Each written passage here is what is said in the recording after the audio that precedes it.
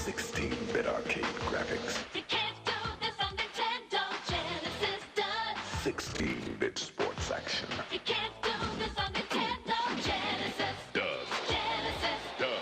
Genesis Does. Genesis Does. Genesis does. Get Joe Montana free, Pat Riley free, Buster Douglas free, Super Monaco GP. How did we go from this What Nintendo? Buy a 16-bit Genesis. To announce the games that will be available when it launches, as well to this? as games.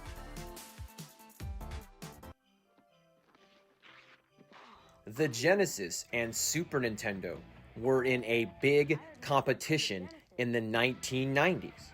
Sega showed how edgy they were via commercials. Well,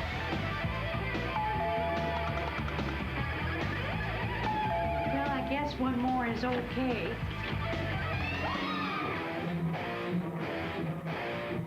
The Sega Genesis. Game cartridges sold separately. To an extent, this marketing worked on me when I was younger. I wanted to be a part of the cool kids, not with the, children that were playing Nintendo. And I think this is the big difference between how Sega and Nintendo with the SNES and Genesis, how they positioned that differently. They wanted to target different audiences. Sega was going for the older teenagers. They were going for the more mature audiences, such as when they put blood into Mortal Kombat. So this was a very important distinction between Nintendo and Sega. It's cool, it's hot, it's today, but it's unplugged. For fast video action, I plug into Sega.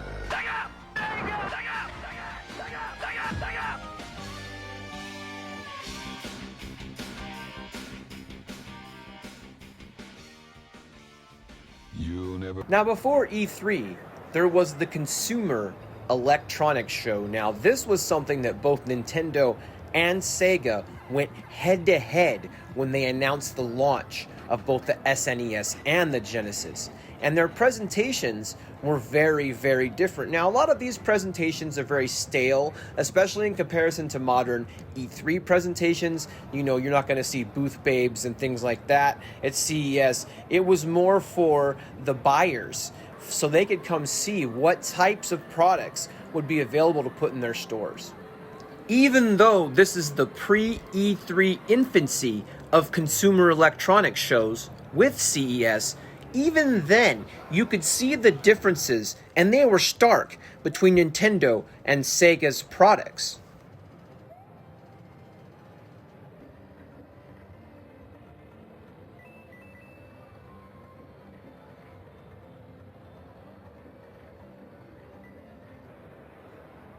It's so funny to watch all of these clearly just business people in suits that look like they came from a meeting walking around this consumer electronics show. You don't see the fans, you don't see the general public. And this was how these shows actually happened before E3. E3 brought the public into these shows and even the media. And yes, there were some media here at Consumer Electronics, but it wasn't nearly as much media as you saw at E3, so it's definitely wild.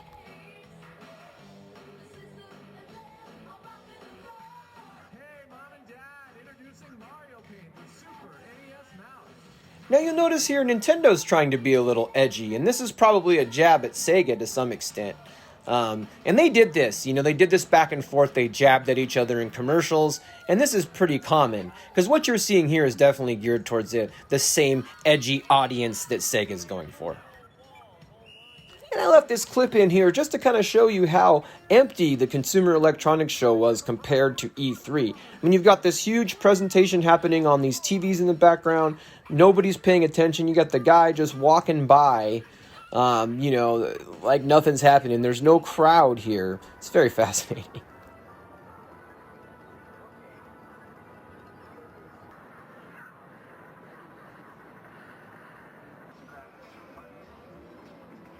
So I gave all of that background information to really say this. Why did Nintendo choose to bring a library of Sega Genesis games to its Nintendo Switch console? If you took this consumer electronics show from the 1990s and magically whisked it away to the 2020s, what would happen? I would bet there would be extreme confusion as to why Sega's greatest classics are now appearing on Nintendo hybrid handheld home console. But why do it? Why bring Sega Genesis to Nintendo Switch Online? Well, stay tuned to find out more.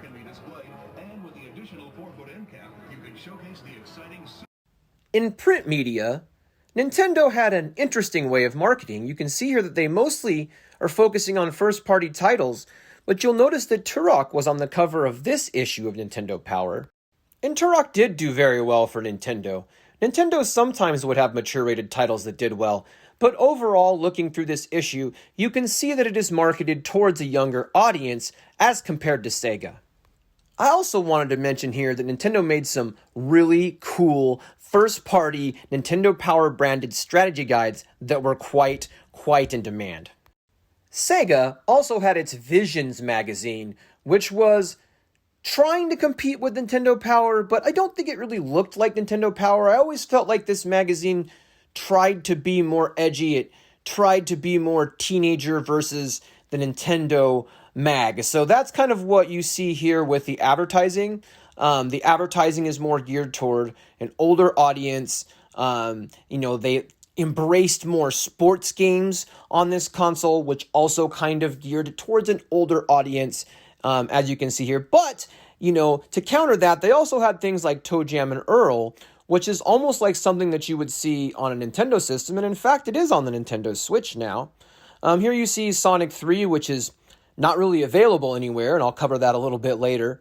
So I kind of just picked some random pages here from Sega Visions. I actually used to have a subscription to this magazine, and I really looked forward to it. It was a very cool magazine for Sega owners. I thought Sega did a great job with it. Next, we will be covering other places that you can get these same games on the Nintendo Switch to own versus paying for a Nintendo Switch Online service. First up is Castlevania Bloodlines. This game is available through the Castlevania Anniversary Collection on the Nintendo Switch. Contra Hardcore is available on the Nintendo Switch through the Contra Collection.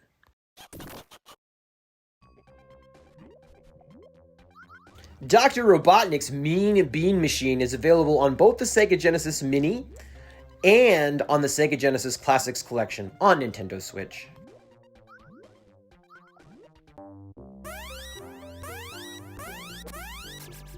Ecco the Dolphin here is actually only available on the Genesis Mini, so this is a Switch exclusive title through the Nintendo Switch online service, Ecco the Dolphin.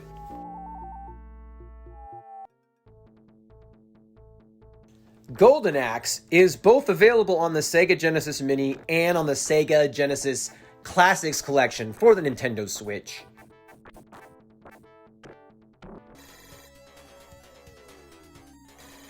Gunstar Heroes is available both on the Sega Genesis Mini as well as the Sega Genesis Classic Collection on the Nintendo Switch.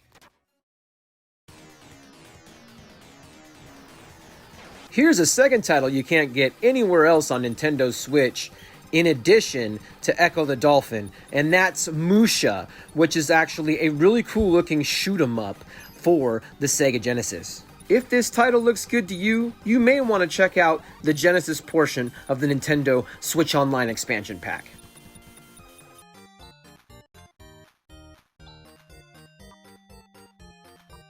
Classic Sega RPG Phantasy Star 4 is not only available on the Sega Genesis Mini, but it is also available on the Sega Genesis Classics Collection for the Nintendo Switch. I would also point out here that the original Phantasy Star is available for $7.99 as part of the Sega Ages Collection on the Nintendo Switch. Cute platformer Ristar is also available on the Nintendo Switch through the Sega Genesis Classics Collection. And you will notice that most of these Genesis titles are in that collection.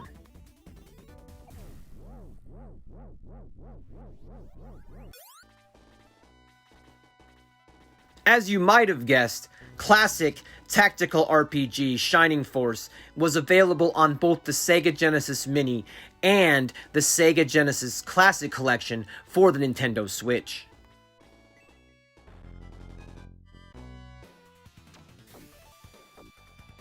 Shinobi 3 is a really cool game, but this is another one that is available on the Sega Genesis Mini, as well as the Sega Genesis Classics Collection for the Nintendo Switch.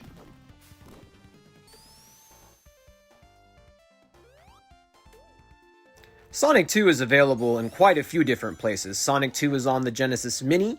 It's also available on the Genesis Classics Collection for Nintendo Switch. It's also available as a standalone product in the Sega Ages Collection on the Nintendo Switch.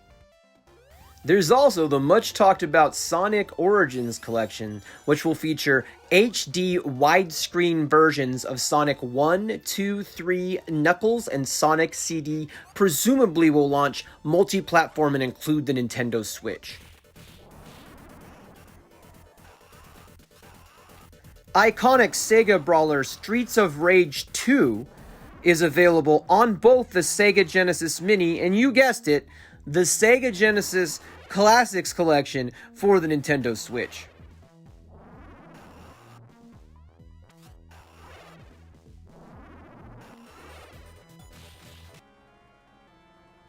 Strider is a little different. Strider is only available on the Sega Genesis Mini, and it is also available in the Capcom Arcade Collection for the Nintendo Switch. To summarize, most of the Genesis titles included with the Nintendo Switch Online Expansion Pack are actually available in the Sega Genesis Classics Collection, which typically goes on sale for a large discount. The exceptions to this are Ecco, the Dolphin, and Musha, which currently are not playable on the Nintendo Switch except through the online Genesis package. I really wish the number was closer to 10 when it comes to titles that you can't get elsewhere on the Genesis. With all that being said, bringing Genesis to the Switch Online service doesn't make a lot of sense. Now, I understand the tie-in with Sonic. Sonic's very popular right now. He's about to get a movie, just like Mario's getting a movie. I also know that Sega is another Japanese company, as is Nintendo, so maybe we're overcomplicating it. It's just as simple as two Japanese companies sticking together. I think that explanation probably makes the most sense, and I'm sure Nintendo feels some responsibility for the death of Sega as a console provider, so perhaps that's a nod to just acknowledging Sega's presence with this release. I did want to take a moment to thank all of my wonderful 725 subscribers as of the making of this video, but this video was to celebrate all 700 of you that have been kind enough to join me on this adventure with the Mike Will experiment, and I wanted to dedicate this portion of the video to you guys, as well as my wonderful Patreon and Discord supporters. I could not do it without these guys. Thank you so much. It really does mean the world to me that you guys appreciate my content, and I hope to be able to bring this content to you for many more years to come. I have put on the screen here our Discord list of all of our various Discord supporters. These are the day one VIPs along with the Patreons. Please check these guys' names out. Respect them as they have helped grow this channel along with the rest of my wonderful subscribers. So what's next? What is the 800 subscriber video? We're doing the century mark. We're doing 700, 800, 900, and 1,000 subs. So let me know, what would you like me to do for my 800 sub video? I would love to hear your feedback in the comments below. And I hope y'all enjoyed this video, and I hope y'all are having a great day.